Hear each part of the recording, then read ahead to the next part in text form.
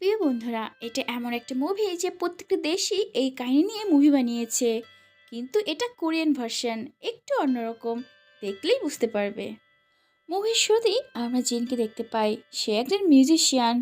সে যখন বাড়িতে যায়, সে তার গার্লফ্রেন্ড বা ফিয়ন্সে সোইনের একটা ভিডিও পায়। সোইন সে ভিডিওতে বলে, সরি, আমাকে ক্ষমা করে দিও। আমি আর তোমার সাথে সম্পর্ক রাখতে চাই না, তাই আমি তোমাকে রেখে চলে গেলাম। এই ভিডিও দেখে চিন্তু ভীষণ টেনশনে পড়ে যায়। সে তো কিছুই করেনি এমন যে সোইন তাকে ছেড়ে চলে গেল, আর কোথায় গেছে সেটা বলে যায়নি। এই কারণে জিন খুবই টেনশনে পড়ে যায়। এই কারণে জিন পরের দিন সোয়েনের মায়ের কাছে যায়। আসলে সোয়েনের মাই তার বস। সব শোনার পর সোয়েনের মা বলে, আমি তোমার মেয়েকে চিনি, হয়তোবা কোথাও গিয়ে পার্টি করছে। তুমি টেনশন করো না, তুমি তোমার কাজ করো। আমাদের কোম্পানিতে একটা মিউজিশিয়ান লাগবে, তুমি তার ইন্টারভিউ নাও। জিনের মন খুব খারাপ, কিন্তু কাজ তো করতেই হবে। এই কারণে সেই মেয়েটার ইন্টারভিউ নিতে চায়। এই মেয়েটার নাম মিজু। এখানে আমরা জানতে পারি মিজু আর সোয়েন একসাথে একই টিচারের কাছ থেকে মিউজিক শিখেছিল। মিজু মিউজিক খুব ভালো বাজায়, এ কারণে তাকে জবে রেখে দেওয়া হয়। আর এরপরে দেখে জিন মিজুকে কাজে ডেকে পাঠায়, তারা একসাথে কাজ করে। কয়েকদিন এভাবেই চলছিল, তবে এখনও সোয়েনের কোনো খোঁজ পাওয়া যায়নি। একদিন জিন মিজুকে তার বাড়িতে ডিনার করতে ডাকে। তারা দুজনে একসাথে অনেক ড্রিঙ্ক করে, যার ফলে তাদের দুজনের নেশা হয়ে যায়। একটা পর্যায়ে গিয়ে তারা একে অপরকে কিস করতে থাকে। কিন্তু মিজু সে কিস করতে করতে বারবার সেখানে থাকা একটা আয়নার দিকে তাকাচ্ছিল। আর কিস করার পর সেই রাতে তাদের মধ্যে সব কিছু হয়ে যায়। গার্লফ্রেন্ডের পেছনে এসব করে জিনও খুব খুশি। পরের দিন সোয়েনের মা জিনকে ডেকে পাঠায় আর বলে, আমার এখন খুব টেনশন হচ্ছে, কারণ সোয়েন খুবই টাকা খরচ করে। কিন্তু সোয়েন যবে থেকে গায়েব হয়েছে তবে থেকে তার অ্যাকাউন্ট থেকে একটা টাকাও খরচ হয়নি। সোয়েন তো শপিং করতে পছন্দ করে, ভালো ভালো খাবার খেতে পছন্দ করে, কিন্তু এই কদিনে একটা টাকাও খরচ হয়নি। ও খরচটা কে চালাচ্ছে? জিন যখন ওখান থেকে চলে যায় তখন মিজু তাকে এসএমএস করে আর বলে, কাল রাতে যা হয়েছে তার জন্য সরি। এই ব্যাপারটা নিয়ে জিন অতটা মাথা ঘামায় না, সারাদিন চলে যায়। সন্ধ্যার সময় মিজু জিনকে আবারও ফোন করে। তখন জিন মিজুর ফোনটা পিয়ানোর উপর রেখে পিয়ানো বাজায়। আর কিছুক্ষণ পরে দেখে মিজু জিনের বাড়িতে আবার চলে আসে। আর সেই রাতে আবার সেই সবই কাজ করতে থাকে। কিন্তু এবারও মিজু বারবার আয়নার দিকেই তাকাচ্ছিল। ওইসব কাজ করার পর মিজু যখন বাথরুমে যায় তখন হঠাৎ করে সে চিৎকার করে ওঠে। জিন তাড়াতাড়ি দৌড়ে আসে আর বলে, কি হয়েছে? তখন মিজু বলে, খুব গরম জল পড়ছিল। এখানে আমরা কয়েক মাসের আগের দৃশ্য দেখতে পাই। আমরা দেখি মিজু আর সোয়েন দেখা করে।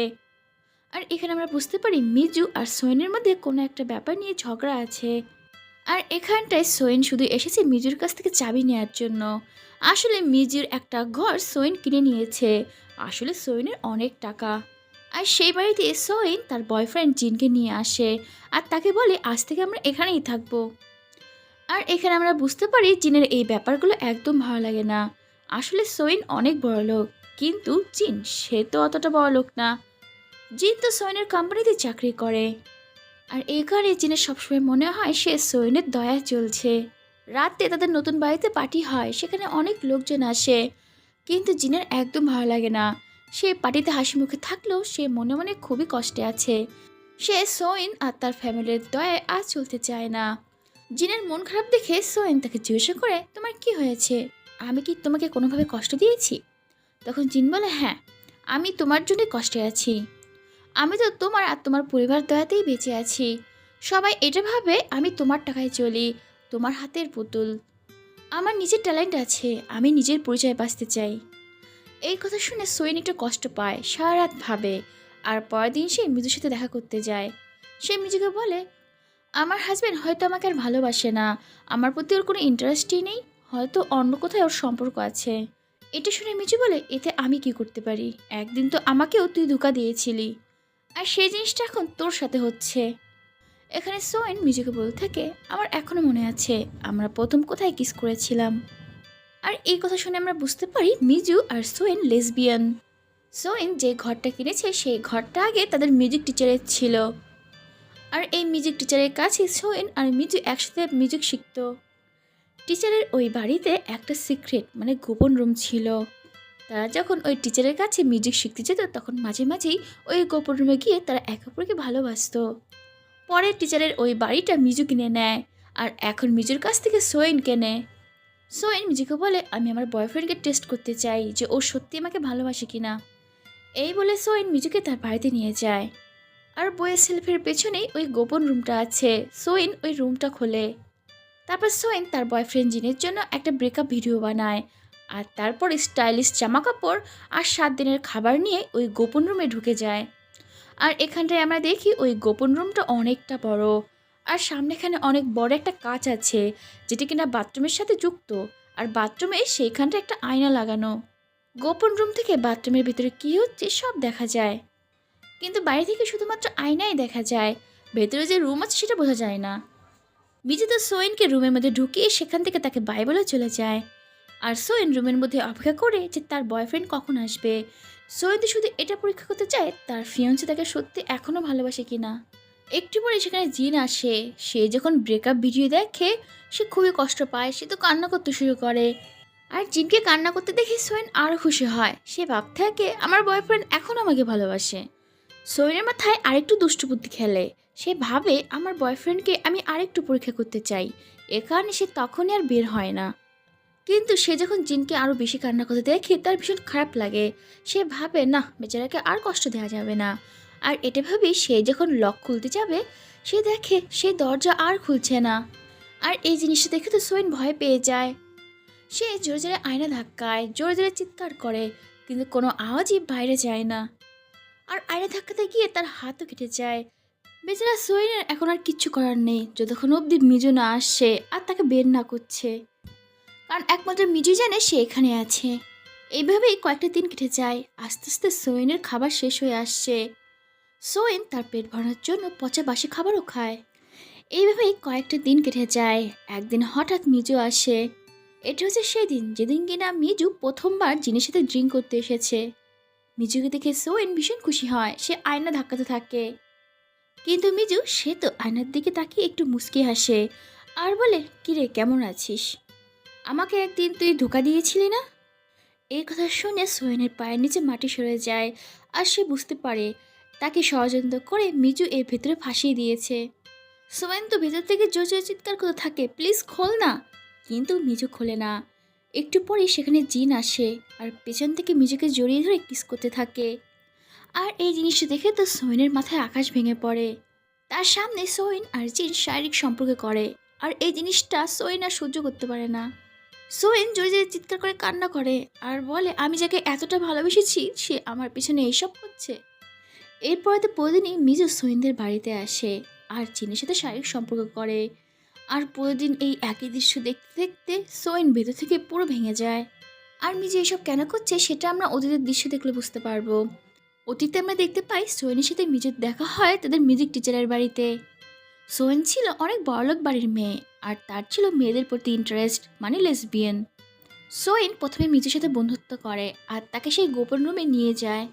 সেখানে গিয়ে সোয়েন মিজুকে প্রথম টাচ করে আর তাকে শেখায় কী করে একটা মেয়েকে ভালোবাসতে হয়। মিজুরও আস্তে আস্তে সোয়েনের এই ভালোবাসা ভালো লাগতে শুরু করে। তাদের দিন খুব ভালোই কাটছিল। কিন্তু একদিন সোয়েন মিজুকে ফোন করে ব্রেকআপ করে নেয়। আসলে সোয়েন এখন একটা ছেলেকে ভালোবাসতে চায়, একটা ছেলের সাথে সংসার করবে সাধারণ মানুষের মতো। কিন্তু মিজুর তো সোয়েনের অভ্যাস হয়ে গেছে, সে হাল ছাড়ে না। এরপরে মিজু কষ্ট করে বড়লোক হয় আর টিচারের ওই বাড়িটা নিজে কিনে নেয়। তারপরে মিজু ওই বাড়িটা নিজের মতো ঠিকঠাক করে আর এরপরে সেটা সোয়েনকেই বিক্রি করে। সেখানটায় মিজু সোয়েনকে বলে, তুই আমাকে ধোকা দিয়েছিলি না, এখন তুই যতদিন বেঁচে আছিস তোর হাজব্যান্ডের সাথে একই বিছানায় আমাকে দেখতে পাবি। তোকে আমি ভিতর থেকে বার করছি না, তাহলে তুই আমাকে ছাড়বি না আমি জানি। এরপর একদিন জিন বাথরুমে এক মিস্ত্রিকে নিয়ে আসে, কারণ বাথরুম থেকে শুধু গরম জল বেরোচ্ছে। মিস্ত্রি একটু বুঝতে পারে যে কোথাও থেকে শব্দ আসছে, কিন্তু সে এটা বোঝে না আসলে শব্দটা আসছে কোথা থেকে। অন্যদিকে আমরা সোয়েনের মাকে দেখি, সে তো খুবই টেনশনে আছে যে সোয়েন কোথায় গেছে। তার সন্দেহ হয় সোয়েন কোনো একটা বিপদে পড়েছে, নাহলে এতদিন ধরে ওর ফোন কেন বন্ধ। সোয়েনের মা পুলিশে কমপ্লেন করে, পুলিশও সোয়েনকে খুঁজতে থাকে। অন্যদিকে সোয়েনকে দেখি ভেতরে তো সোয়েনের খুবই খারাপ অবস্থা, খাবার দাবার প্রায় ফুরিয়ে গেছে, নষ্ট নষ্ট খাবার খাচ্ছে। অন্যদিকে আমরা মিজু আর জিনকে দেখি, তারা তো পুরো অন্য জায়গায় দিয়ে আছে। তারা ড্রিঙ্ক করে আজ মিজুর বাড়িতে আসে। মিজুর বাড়ির নাম্বার সোয়েনের জন্ম তারিখ, কিন্তু এই জিনিসটা জিন খেয়াল করে না। এর পরের দিন দেখি সোয়েনের মা আর জিন খুব ভালো করে সোয়েনের ব্রেকআপ ভিডিও দেখে। সেই ভিডিও ভালো করে দেখার পর তারা বুঝতে পারে পাশে একটা মেয়েও ছিল, তার হাতে একটা ব্রেসলেটও আছে। ওই ব্রেসলেট দেখেই তো জিন জিনে যায়, কারণ ওই ব্রেসলেটটা সে মিজুর হাতে দেখেছে। জিন তখনই মিজুর কাছে গিয়ে সে ব্যাপারটা জিজ্ঞাসা করে। তখন মিজু বলে, হ্যাঁ, ওই দিন আমি ওর সাথে দেখা করেছিলাম। আসলে ও এসব থেকে পালাতে আমার কাছে সাহায্য চেয়েছিল, তাই আমি ওকে সাহায্য করেছি, কিন্তু এরপরেও কোথায় গেছে সেটা আমি জানি না। এরপরে জিন বাড়িতে চলে আসে। সে যখন বাথরুমে হাত ধুচ্ছিল তখন হঠাৎ করে জল বন্ধ হয়ে যায়, আবার চালু হয়, আবার বন্ধ হয়। আসলে সোয়েন ভেতর থেকে পাইপ কন্ট্রোল করছিল, তাই এরকম হচ্ছে। এইটা দেখে জিন বুঝে যায় সোয়েন এই আয়নার পেছনেই আছে। এটা বোঝার সাথে সাথে জিন একটা ফুলের টব নিয়ে সে আয়না ভাঙতে যায়, কিন্তু একটু পরে সে থেমে যায়। জিনের মনে পড়ে এতদিন সে নিজের সাথে যা যা করেছে সব কিছু তো সোয়েন ভেতর থেকে দেখেছে। ও যদি একবার বের হয় তাহলে তো ওকে এমনিও ছাড়বে না। এই কারণে জিন আয়না না ভেঙে সেখান থেকে চলে যায়। এটা দেখে তো সোয়েন জোরে জোরে কান্না করতে থাকে আর বলে, প্লিজ আমাকে বাঁচাও। কিন্তু জিন তার কোনো কথা না শুনে সেখান থেকে চলে যায়। পরের দিন জিনের ফোনে একটা এসএমএস আসে, সেটা কিনা সোয়েন পাঠিয়েছে। ওই একই মেসেজ মিজুর কাছেও আসে। এই জিনিসটা দেখে মিজু আর জিন দুজনেই ভয় পেয়ে যায়। তারা ভাব থাকে সোয়েন হয়তো বা ওইখান থেকে বেরিয়ে গেছে। মিজু তো খুবই টেনশনে পড়ে যায়, কিন্তু জিন বলে ভালোই হয়েছে বেরিয়ে গেছে, সোয়েন মরে তো নেই, না হলে আমাদের উপরে মার্ডার কেস হয়ে যেত। তখন মিজু বলে সম্ভবই না, কারণ ওই ঘরের চাবি আমার কাছে, আর আমি তো ওকে নকল চাবি দিয়েছিলাম। আমাদের ওই রুমের ভিতরে গিয়ে দেখা উচিত ও ভেতরেই আছে না সত্যি বেরিয়ে গেছে। এরপরে মিজু আর জিন যখন ভেতরে যায় দেখে সোয়েন সেখানে অজ্ঞান হয়ে পড়ে আছে। আর এখানে আমরা জানতে পারি ওই এসএমএস সোয়েনের নামে সোয়েনের মা আর ডিটেকটিভ মিলে করেছে। আসলে সোয়েনের মার মিজু আর জিনের উপর সন্দেহ হয়েছে। তার মনে হয়েছে ওরাই হয়তো বা সোয়েনের সাথে কিছু একটা করেছে। অজ্ঞান সোয়েনকে যখন মিজু চেক করতে যায় তখন মিজু তাকে চেপে ধরে, আর হাতাহাতিতে মিজুর মাথা দেয়ালে লাগে আর সে সেখানেই অজ্ঞান হয়ে যায়। আর এখানে আমরা দেখি জিন সোয়েনকে বাইরে নিয়ে আসে। আসলে মিজু আর সোয়েনের মধ্যে জিন সোয়েনকে বেছে নিয়েছে। বাইরে আসার পরে সোয়েন জিনকে বলে তাড়াতাড়ি খাবার অর্ডার করো, আর এটা বলে সে বাথরুমে যায়। বাথরুমের দৃশ্য এখন পুরো উল্টো, মিজু ভেতরে আর সোয়েন বাইরে। ভেতরে মিজু কান্না করে বলে আমাকে প্লিজ বের কর, কিন্তু সোয়েন শুধু হাসে। এইভাবে কয়েকটা দিন চলে যায়, আর আমরা দেখি এরপরে সোয়েন আর জিন বিয়ে করে নিয়েছে। তাদের দুজনের সংসার ভালোই চলছে। আর এখানে আমরা দেখি সোয়েন ওই গোপন রুমটাকে খুব সুন্দর করে সাজিয়েছে, আর সেখানটায় মিজুকে বেঁধে রেখেছে।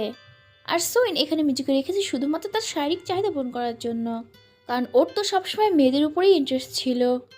জিনকে শুধুমাত্র সমাজে চলার জন্য বিয়ে করেছে। আর এখানেই এই অদ্ভুত মুভিটি শেষ হয়ে যায়।